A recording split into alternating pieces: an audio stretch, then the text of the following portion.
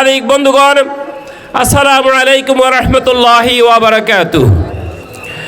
সুপ্রিয় উপস্থিতি, 5ই আগস্ট পরবর্তীতে বাংলাদেশে এই দেশের মানুষের মাঝে একটি আকাঙ্ক্ষার তৈরি হয়েছে। মানুষ এই আশা আকাঙ্ক্ষায় বুক বেঁধেছে, এই দেশে আর কোনো ফ্যাসিস্ট আমরা দেখতে চাই না।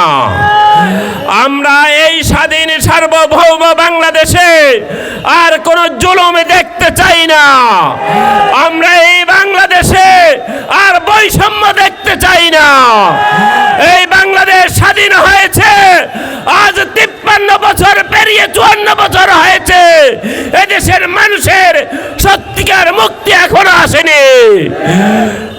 সুপ্রিয় উপস্থিতি, এই দেশের মানুষের অধিকার এখনো প্রতিষ্ঠিত হয়নি। এদেশে জুলুম তন্ত্র এখনো নিপাত যায়নি, ঠিক কিনা? আমরা দেখেছি এক ফ্যাসিস্ট বিদায় নেয়ার পরে অন্য ফ্যাসিস্ট আনাগোনা করছে, ঠিক কিনা?